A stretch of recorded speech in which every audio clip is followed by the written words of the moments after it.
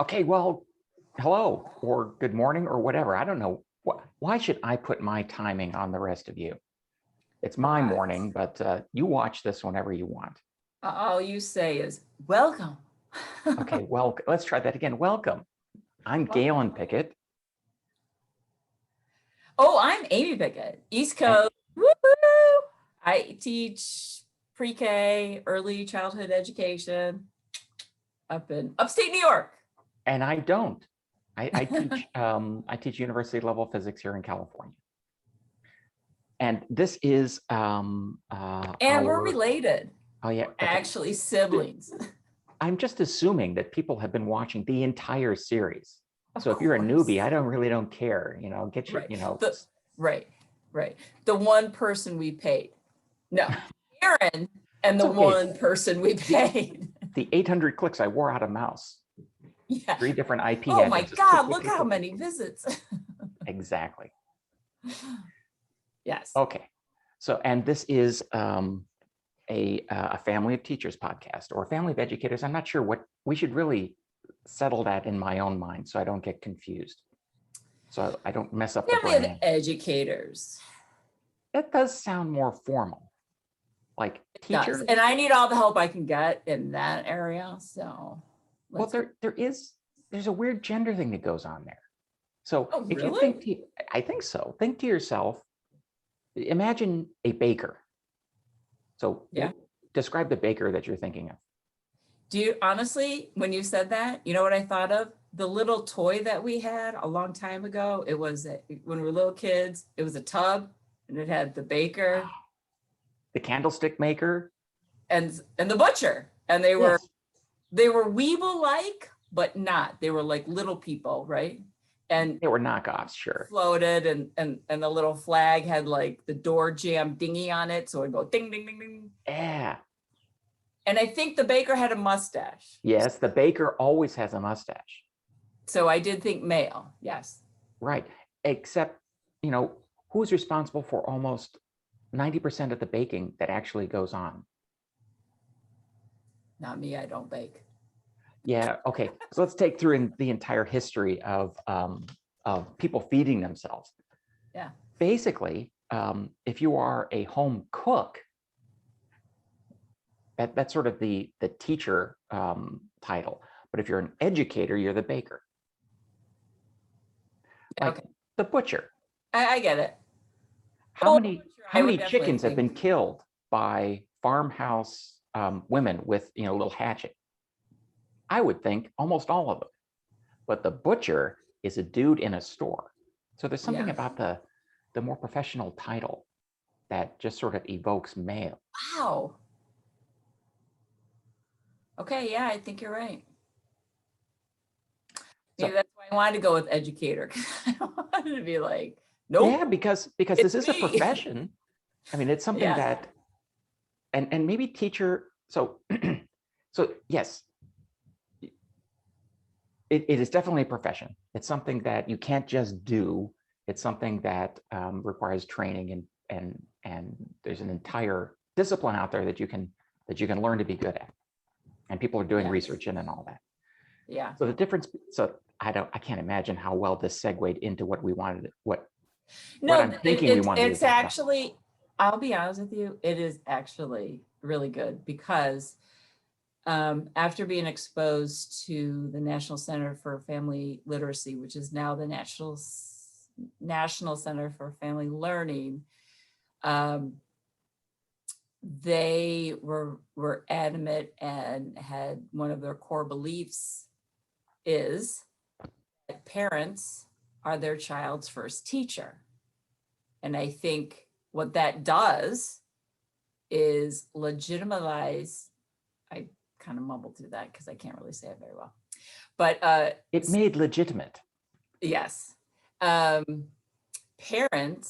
and how important they are in a child's life, and recognizing me as an educator, a formal educator in a classroom, recognizing that parents are important and they are the first step in this child's life with learning. So learning there's formal learning and there's a lot of informal learning. Oh, yeah.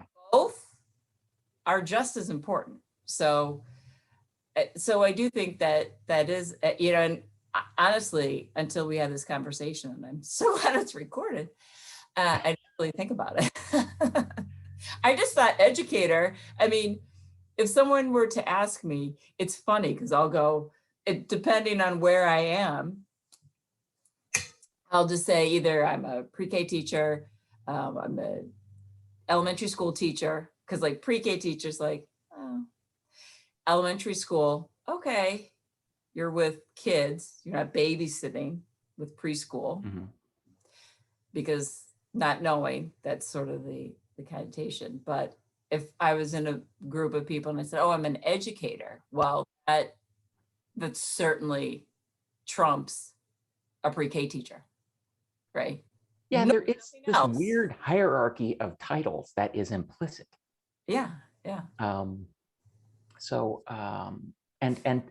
so everyone sort of, we are, I mean, I'm not an anthropologist, and or social psychologist or anything like that. But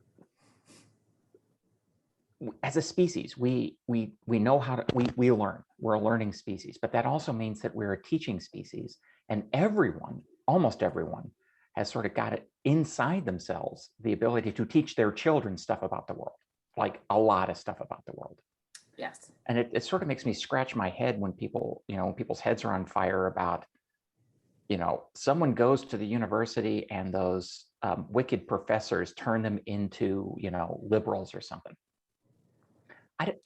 That's not at all what's going on. The sort of, the development inside an individual starts from what their home life was, and the only thing I can add to it a little bit in the university is a space to do some hard work with someone who's interested in the quality of that work. That's me, but basically it's people doing this on their own. And what they learned in their first learning environment, which is their home, is to think about new information and to synthesize it and apply it to your own thinking and your own life. So they're just doing what they learned at an early age at home. That, Oh, hey, sure. somebody tells you something, and it's something to think about and learn more about. So honestly, you can't, you don't change anybody. You've just given them more information that just wasn't available. Right. Not for any other reason, just because why would I have that available in my house? And it's the damnedest why thing. would I have a physics book in my house? I would not. It's the damnedest thing, when people start becoming adults. But it's the act of learning, and the understanding of, learning goes on forever, and thinking and forming your own ideas and opinions. That is learning. But so even with that, all of really the sort of most deeply held values, those are not made in the schools. So that's the teaching that happens at home. Yes. And I mean, I don't think I've ever seen those values change, although realizing that your set of values that you've learned at home are not complete and sometimes contradictory. What do you do with that? Correct. So in grade school and as early as pre-K, there is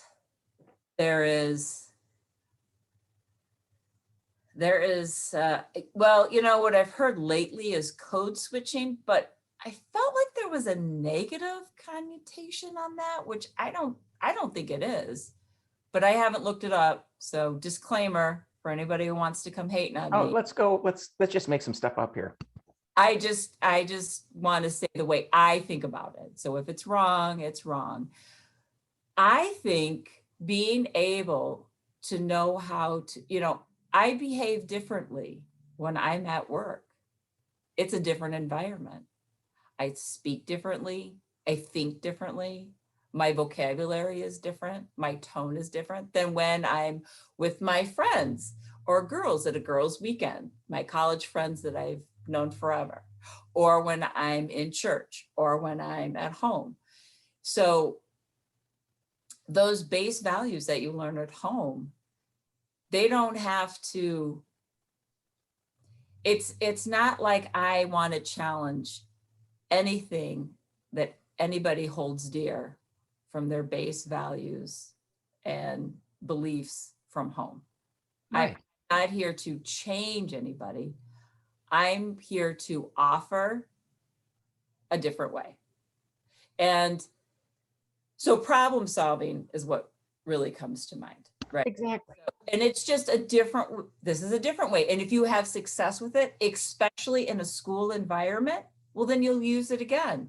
And then when that So those are strategy is skills. successful, now you have that. And then you assess the situation.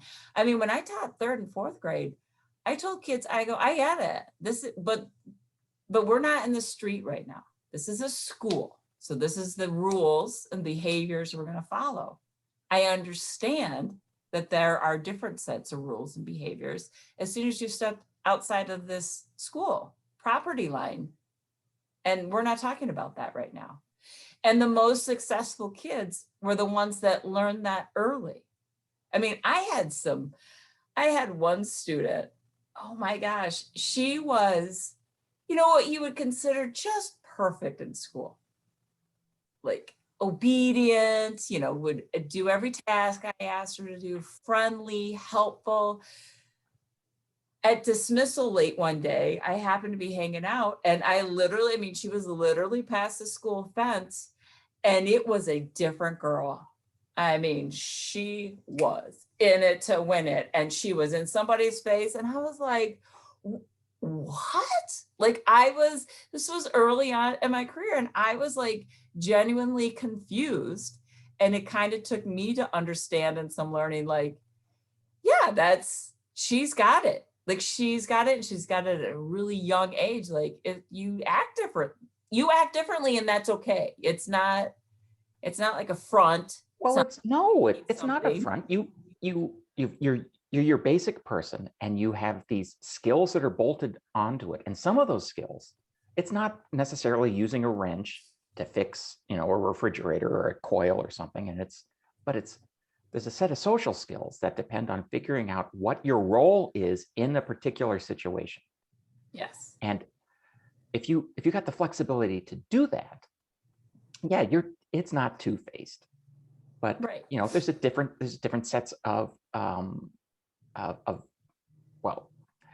there's different rules in different environments. Yes, there is, and I have run into. So I did this thing. It was a vocabulary program, and I have to give credit to Andrea Zona. She was a speech teacher at School 6, and we collaborated together.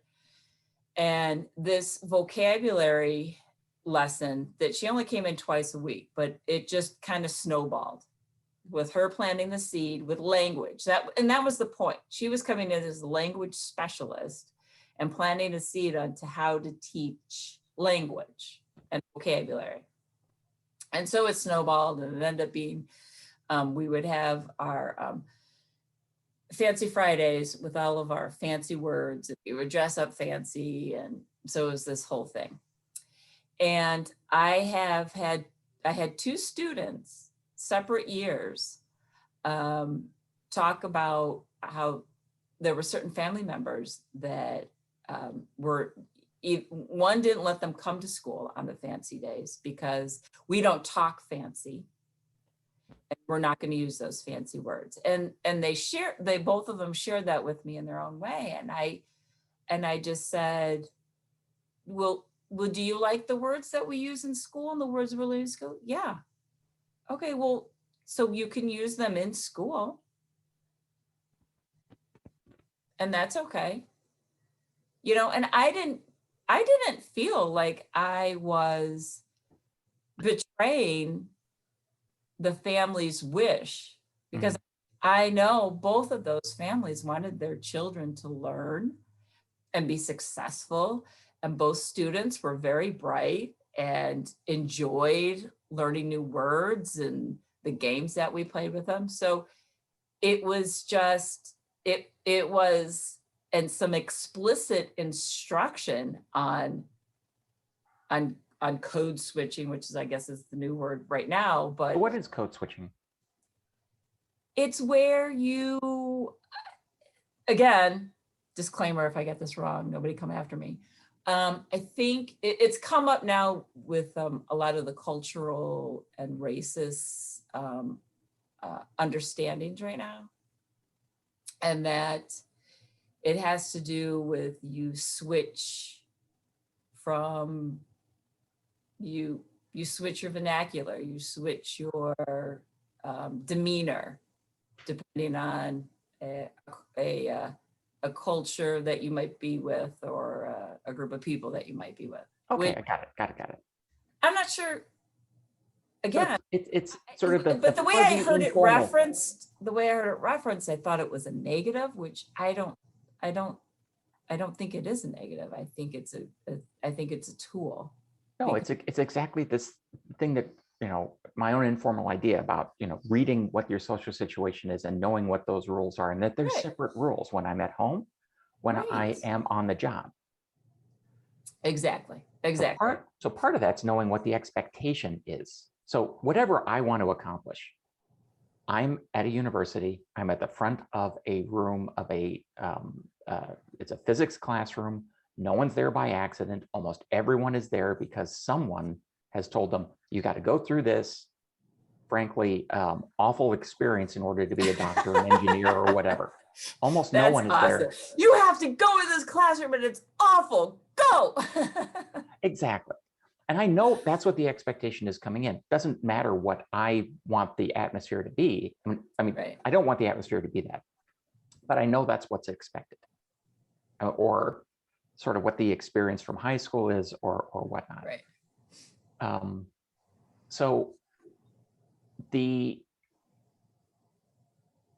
difference between teacher and educator, the sort of the more formal title, the one that sort of carries more social weight, and the one that is friendlier, more accessible, and something that people have more experience with. I've got the freedom, and one might say the privilege, of deciding which route I want to go whenever I want to. Mm-hmm. So almost always in a formal classroom, the first thing I've got to do is establish sort of the educator front. Here's who I am. Here's my identity. I've been doing this topic since my first formal course in this field was in fall of 1985. So I asked everyone, okay, so what were you doing in the fall of 1985? No, you weren't doing anything because your parents were, in college. Right. With me. Right. But from that point, after sort of, I get to decide, am I that super formal, which has got an enormous social distance between undergraduate students and professors. That's a difference that is so large that the only reason people are sitting in the front of the room is because the seats in the back of the room are filled. Yes. Right. That has been my experience my whole educational career. It's like I've got this aura. For me. Yeah. Like, this is why I never get late. This is why I think I never go late anywhere. It's like, I want to get there 5 minutes early so I can get the back seat. And if you're at the back, you can decide how much you want to engage, because there's plenty of cannon fodder in front of you. They're going to get mowed down. You can just sink back and see.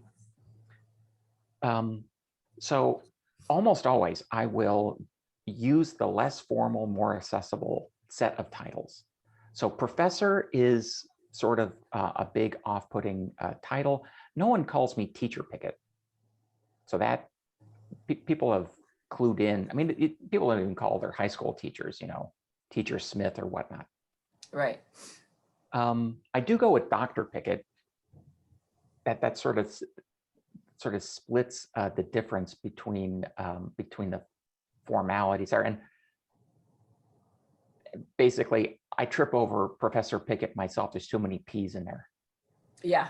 And Professor Plum from Clue. Professor Pickett picks pickles per kilo. I didn't kill anybody in the dining room. Purple pantaloons. Right. Exactly. And that was a very early. So this social distance thing happens a lot.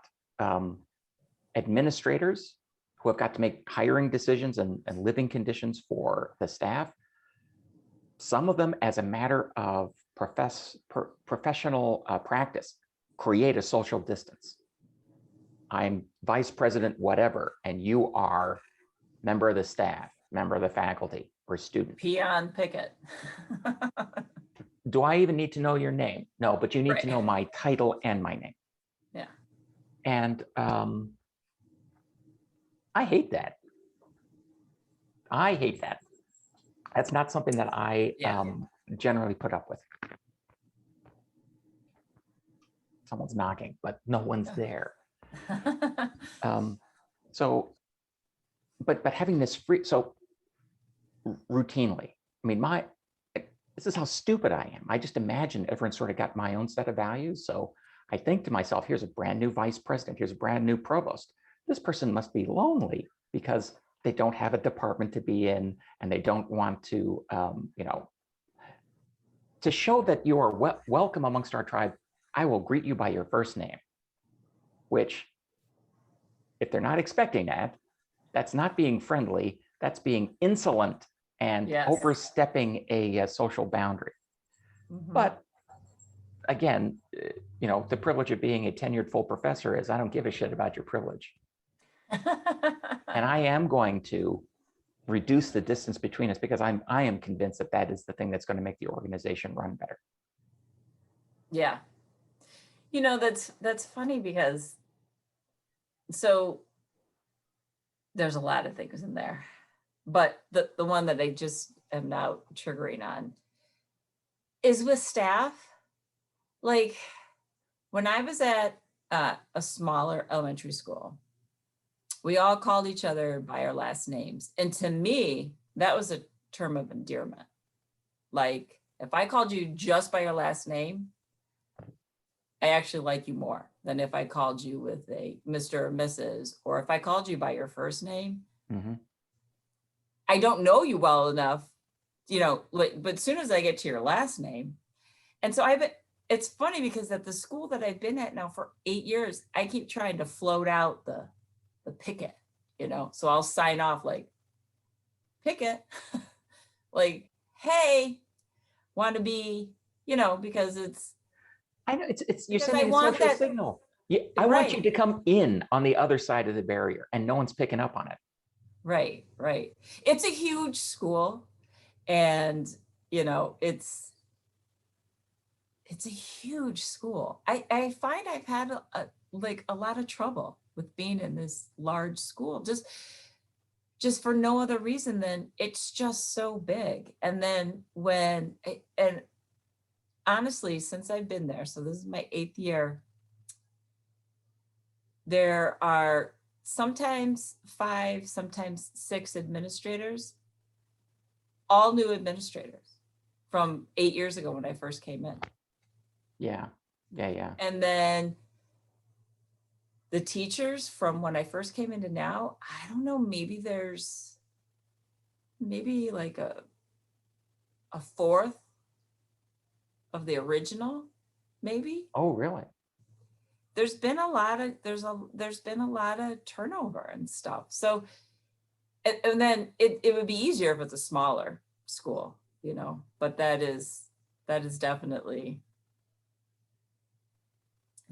something that's hard to deal with.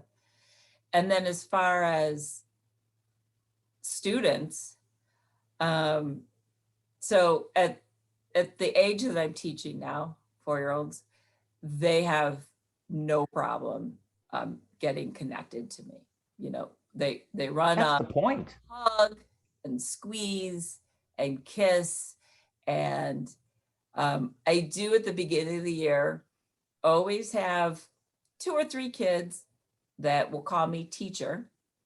And then we play this little game where I say, okay, student.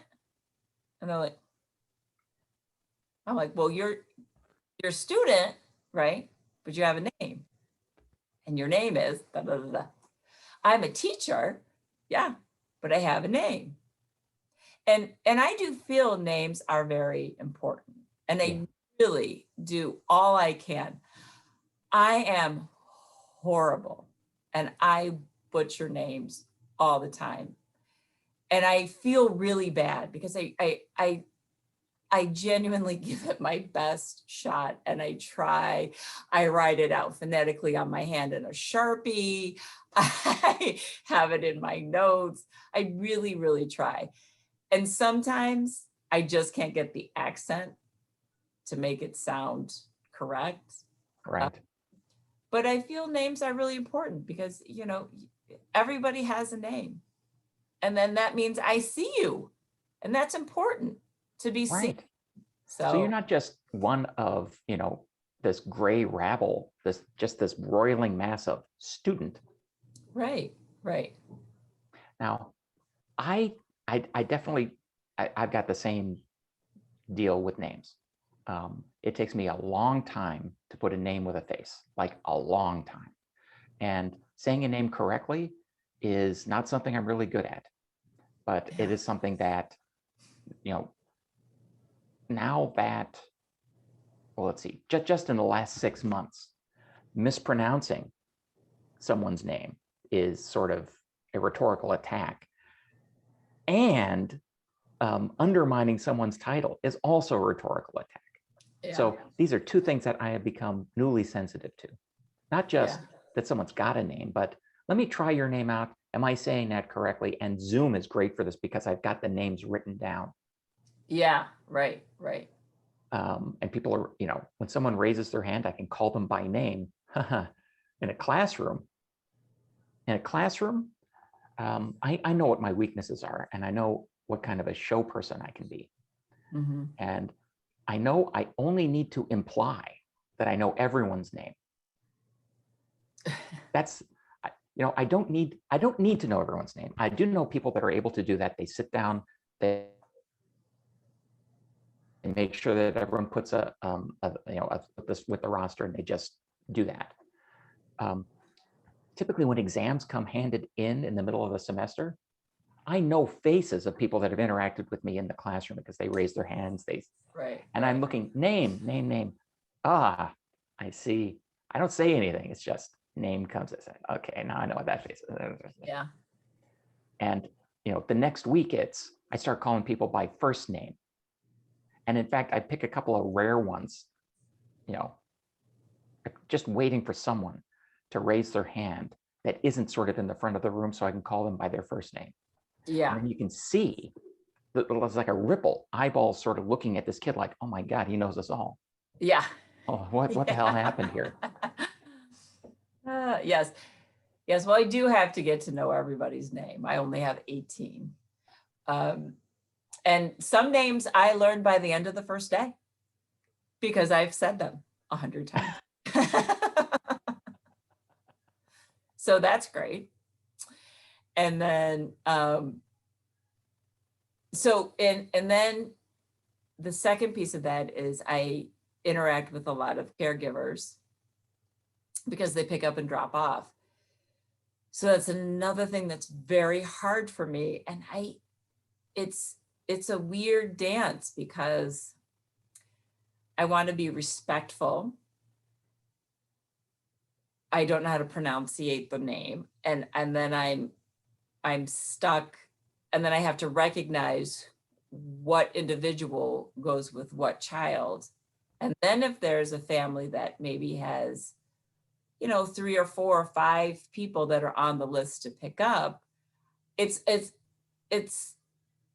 I always take it on myself as like, I'm always embarrassed that I don't know this child's family member, even though this is the first time I'm seeing the aunt in March because she's on the list. She's never had to pick up, but everybody is kind of scrambling for a day or whatever.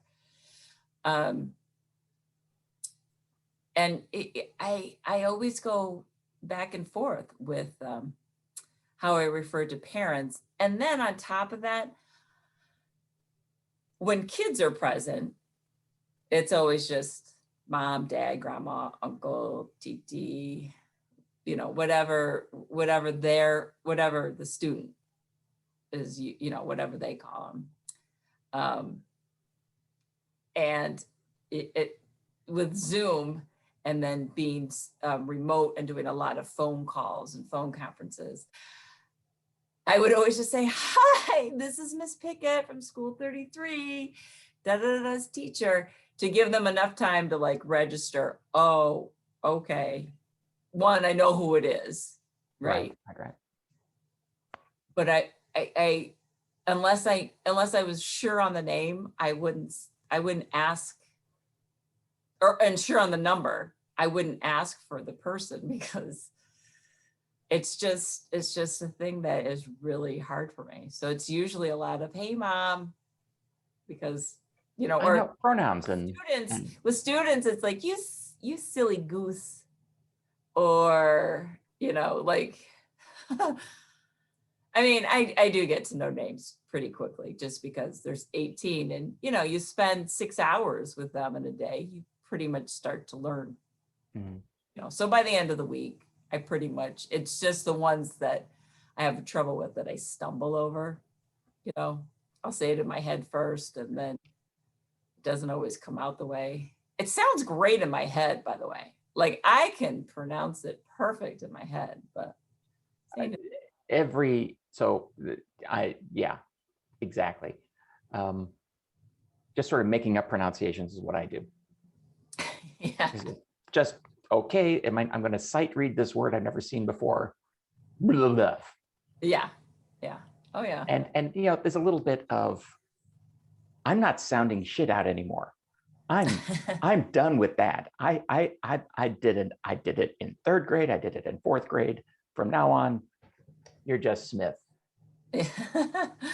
Yeah. But yeah, those days are gone. Kiss of death when I am in a PD and then they start to do round robin reading of a paragraph on the screen. One, that has been proven to be one of the worst strategies for learning. Well, if you want to terrify people, go right ahead. Terrify people. I am not listening to a word anybody's reading. I'm trying to pre-read to make sure I know all the words. And it's embarrassing. You're turned off from the rest of the day, because now it just conjures up all the, I was actually in a PD, and when I saw that happening, I private messaged in the chat to the person running the PD. And I basically begged her, please don't call on me. I have high anxiety right now, and I would really like to focus on the material and not worry about being called on. And she was very supportive, and, you know, at the time, actually, she didn't respond back. So that was weird, because I wasn't sure. So now now you've got 2 sets of uncertainties in this thing. But are you going to get called on? And was this a bad reaction? Right. Yeah.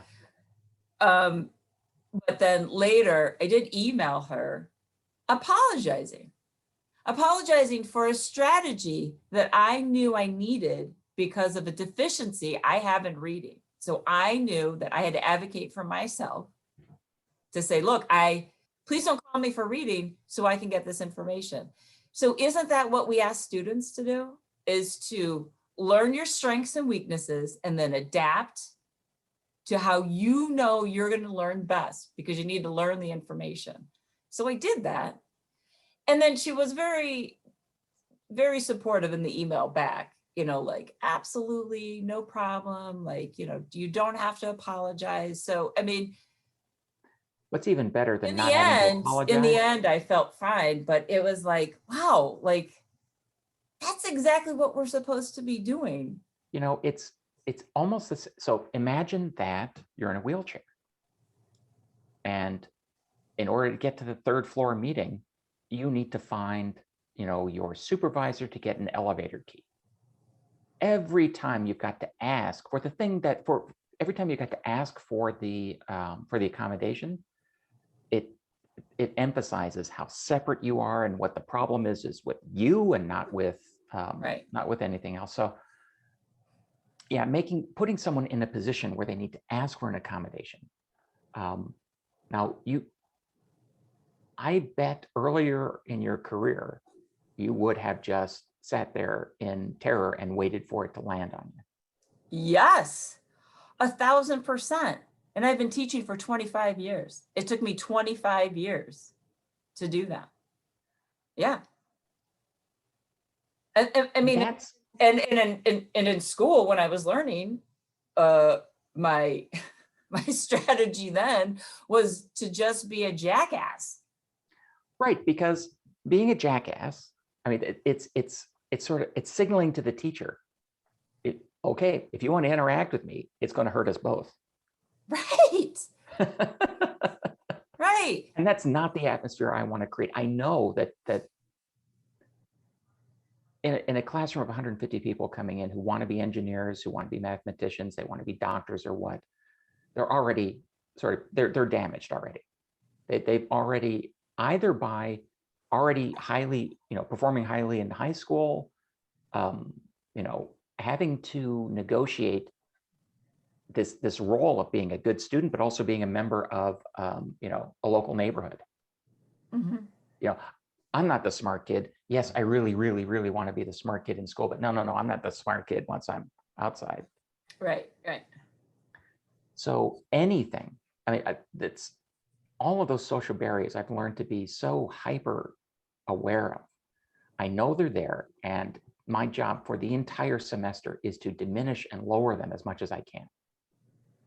And I may have told you this story before. My very first year teaching in the university was teaching a course I never took.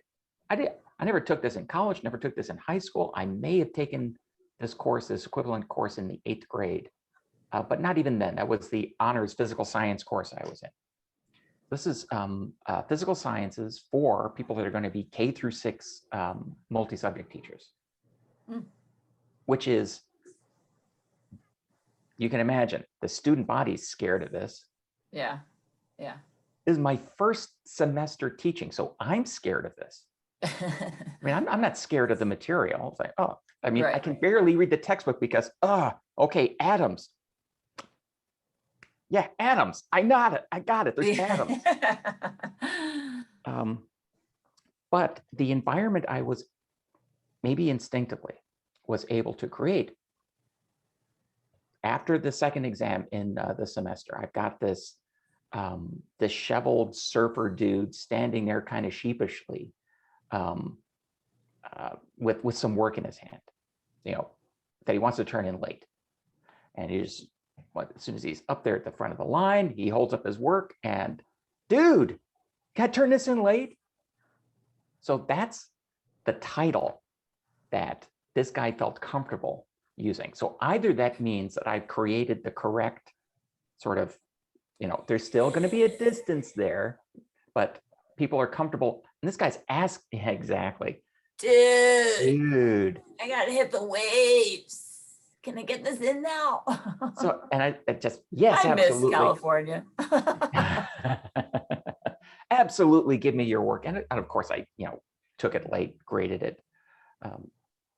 So, and he was asking for, that wasn't just someone saying, hello, teach. That was someone asking for mercy.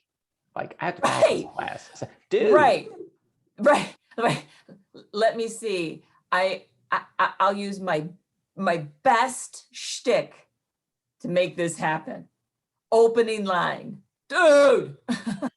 That's awesome. Exactly. So it's either he's very comfortable with me, or I managed to undercut my own image so much that he just had total contempt for me and didn't think I was a professor. Just thought I was some sort of guy that they stuck in the room. Either way, mission accomplished, because there are some people in that room that, I mean, that course had a lot of learning objectives for sure. But the overarching one was that the people who come through that class won't be afraid to do a science lesson. So, Yeah. you come to Friday afternoon and, you could do the science lesson, but that, or you could write a poem. You got some elective thing to do. You sort of put it off until you don't have Or to you do could it. go outside and play tug of war. Tug of war's got a lot of science in it. There you A go. lot of science. Yeah. So Yeah, no. I could run that course like I'm the professor and you need to raise your hand, and Right. that wouldn't have worked. And I wouldn't have gotten tenure early, and I wouldn't have gotten all those raises I got. Right. Well, and it's honestly the same thing with 4-year-olds. I mean, yes, they have to call me Miss Pickett because that is my name, right? But I do actually every year get a lot of mommies. Mommy, Miss Pickett, which is cute. Which is cool. Which That says that really means they're figuring out these two environments. Yes, that they're comfortable. They know that, a mistake is a mistake and it can be fixed. And you're welcome every day, no matter what happened yesterday. Today is a new day. So it is cute. And I do like it when that happens. I mean, they're embarrassed usually, but it's not the sort of embarrassment that they're going to, it's not like touching a piece of hot metal. Like, I am never doing that again. No, they just kind of laugh and giggle. You can definitely build that kind of embarrassment into an interaction, and it doesn't help. Because usually I'm like, oh, I'm mommy. Great, you're coming home with me. I have some chores for you to do. And then they're like, okay, I'll come home with you. You chores? You got chores? Oh, I love to sweep. A vacuum? I love folding laundry. I'm like, okay, I was just kidding. Really just kidding. Yeah. I did, when I first started teaching, I actually did my very first year. I had a student, I had her spend the night. She was a student that was kind of tough to crack, this is 3rd grade. And she had a lot going on in her family life. She had to take care of younger siblings. And I just wanted to kind of just give her a fun Friday night. I don't think I could even legally do that now without there being like huge problems. But I talked with mom and said, what do you think? And she said, okay, fine. And so I took her home with me. And Dakota was like 2.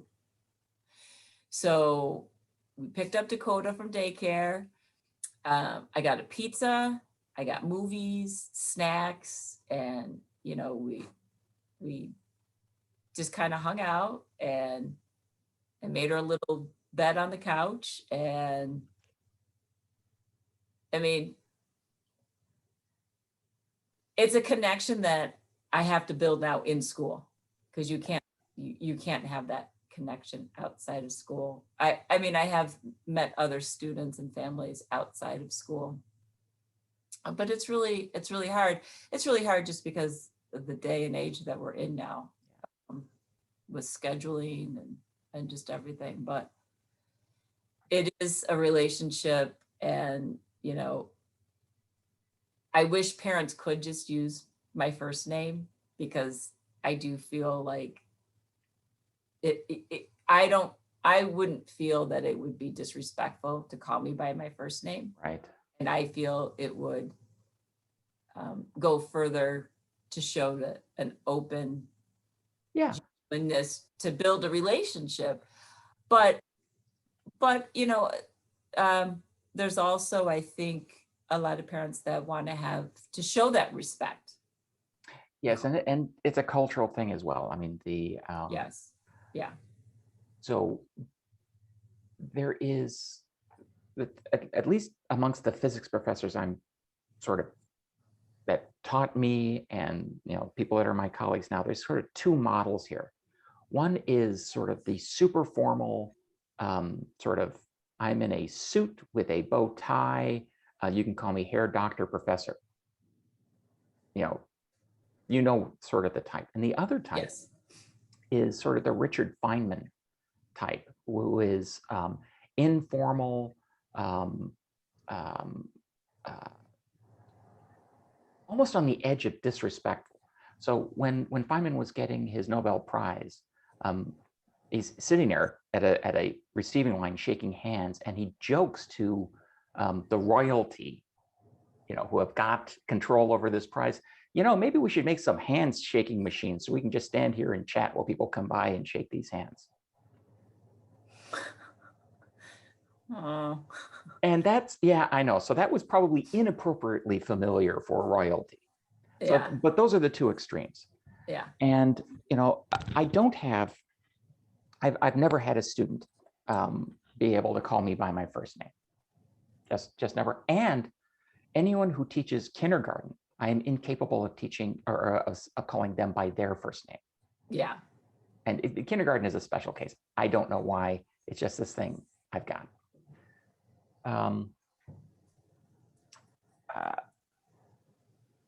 But so in pushing the informality, I don't want to the whole thing is, it's not meant to make me feel comfortable. It's meant to make the person I'm talking to feel comfortable enough so that they can do the work that they need to do. Right. Right. And if part of that is, we have got such a deep cultural respect for teachers that I will sit here and I will interpret my own questions to you as disrespectful. I got to figure out if that's a situation we're in and figure out ways to have those conversations so that people are comfortable asking me questions. On the other side, sometimes I need to tweak up the formality. Like if someone is Yes. Yeah. So I've definitely had that with parents and students. And it's just to sort of establish a boundary. Yeah. But it's not meant to degrade or demean. Yeah. Parent right. or student, but it's just to be mindful of there is still a boundary here. Right. With the students, like I am the teacher, you are the student. And I've got responsibilities that you don't have. And right. But then with a parent, I also it's like, you have your own set of boundaries. And that I want to know, I want you to make those boundaries very clear to me. I don't want to overstep my boundaries. Right. And the more I know about that, the better. And the better we can communicate and work as a team. But I have stepped over boundaries with parents, and it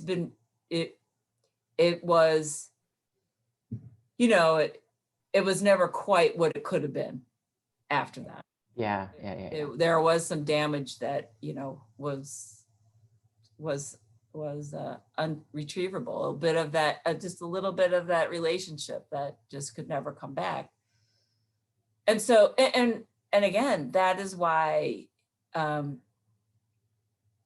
I do a lot of the silly things that I do, and dress up and all the silly costumes and all of that is to humanize myself. Right. Yeah. Everybody, like, we're all just, yes, I am a teacher and I am Miss Pickett and I'm your child's teacher, but I am just as silly and as goofy, and I make mistakes and, all of that. And to So recognize that, just I hope, I feel it does. And my hope is that that is what is, that's what families pick up on, is that, I think I'm better than you. I know we are here for the reason of your child, and that has nothing to do with that. So there's a set of families that that would benefit from knowing that you are not this monolith part of the machine that, is just making decisions about the kids, and you don't talk to me, I talk to you. Right. So making that sort of communication possible for people that are intimidated by teachers. Now, Yes. there's another set of people who are convinced that, oh, the teaching profession is really nothing special, and you don't have any right to tell me or my kid what to do. And so, and that's when I do pull out my very knowledgeable teacher base and understanding of education and early childhood, or and reading or math or whatever I happen to be talking about. yes, I back up with, this is the information, this is the knowledge base I'm working from. So I mean, there is definitely that too, because exactly. and that's, yes. And that's a professional skill that's not quite taught. That's the sort of emotional intelligence stuff that you got to figure out for yourself on the job. Who are you dealing with, and what message do they need to hear what you've got to say? Now, these people that have got sort of, and the deal, those who can't teach, that, those who can do, those who can't teach. Oh, yes. Yeah. Management told me that before. Yes, of course they did. Oh, what the hell does management actually do? Manager's going to manage. What can you say? Manager's going to manage. But yes. I think that, so everyone has got this sort of, everyone who's got children has the experience of teaching a child something. That's sort of one of the core roles of being a parent, not just taking care of a kid, the physical needs, not just the basic needs. Yeah. There's, how do you interact with people? How do you speak? Words. I mean, that's very early on. It's how you keep track of how many words does your kid know? Yeah. I'm put it in a notebook. I still have a notebook for the first kid. Or when you go to a grandparent's house or abuela's house, you go in, you say hello, you give a kiss, and you give a hug. And when you leave, you do the same thing. Like, that's taught. And yes, you're explicitly told this is what you do. And sort of if you're going to put it in words, the value is your older relatives are important. Yes. And that's a value. Mm-hmm. That's taught. Now, there is this, so everyone has got enough sort of built into themselves, mostly on average, to have enough interest in their own kids to teach them that stuff. Mm-hmm. Mm-hmm. I think the special thing about teachers and educators is that you've got enough empathy to do that for someone else's kids. And that means that you've got something that's unusual. So this sort of empathy skill, everyone's got empathy for their own kids to teach them this stuff. Mm-hmm. To be able to do that for someone else's kids. Now, just in play groups I've observed, generally parents don't have a lot of patience for the other parents' kids' hijinks. Not a lot. You want to see it in spades, go to a restaurant where a kid is running around. Yes. Look at the side looks, the grumbles, all that. Yes. Yeah. And so having sort of an overdeveloped sense of competition or an overdeveloped sense of command or the sort of alpha, those sorts of, I'm in charge here, I'm large and I'm in charge and I'm the alpha here. That is really, really rewarded in the society, but not people that have got sort of this monstrously big and powerful empathetic skill. That's like, oh, anyone can do that. That's almost seen as a sign of weakness. Don't mistake my kindness for weakness. You've got to be weak if you've got to understand other people in order to get your job done. Why don't you just do it? Yeah. Okay, well, because it's not the Army. Right.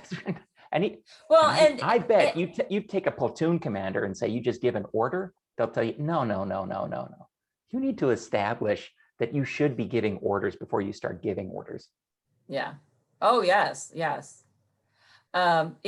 Actually, my whole classroom at pre-K level, but certainly the other grades that I taught, but it's more so in pre-K.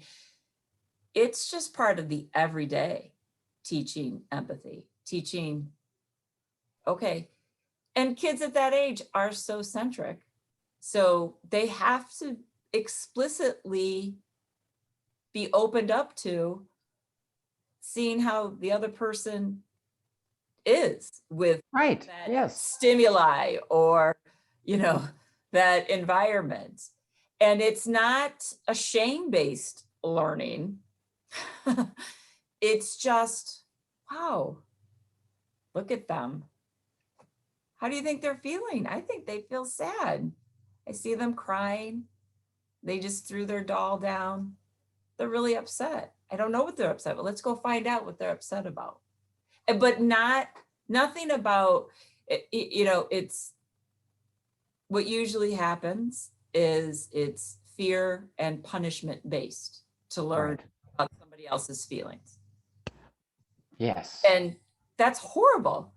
It should be celebrated to learn it. And parents, and this is only in the last 3 to 4 years, parents usually come in, or caregivers, whoever's coming to pick up, how was their day? So just putting that out there, how was their day? That's a different answer. That's a different question, and that's a different answer, because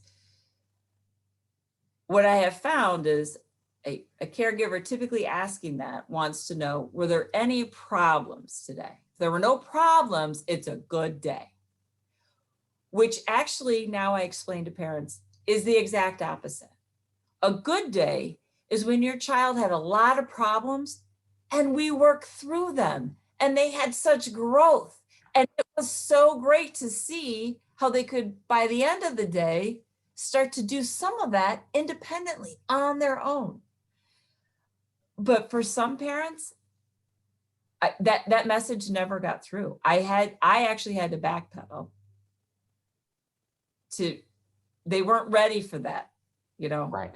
And then it was, you know, well, this is what we worked on today. So I wouldn't say good day or bad day. And I get it, you know? Oh, yeah. To know, like, how was their day?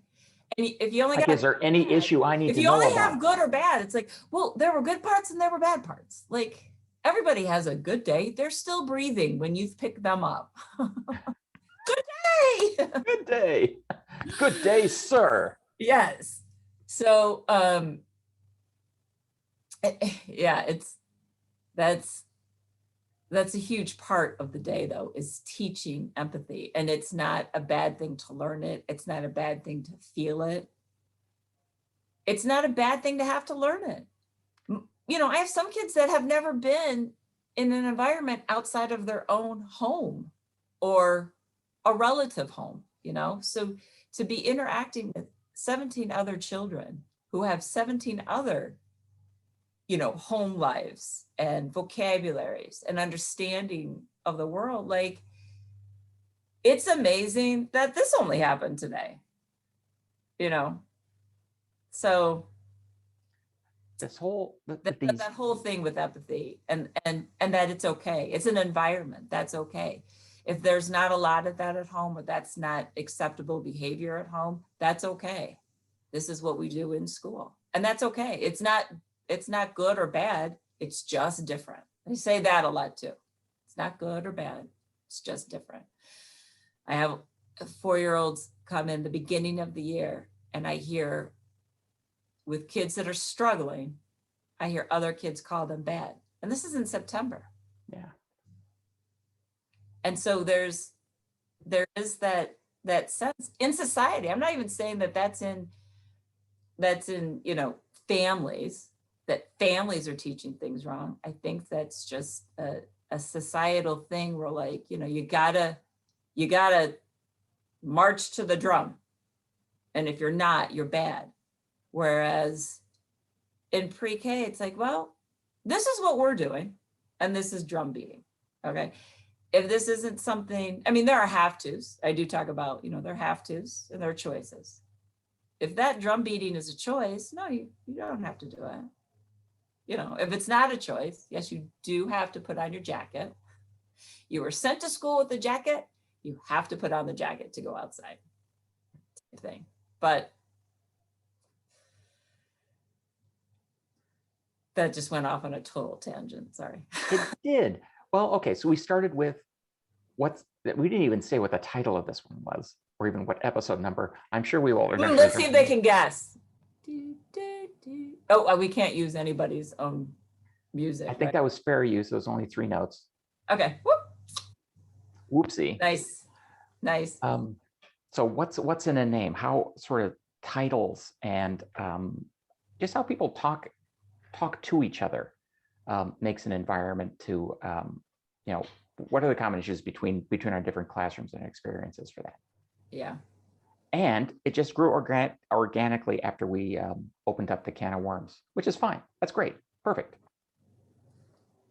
Everything went according to plan.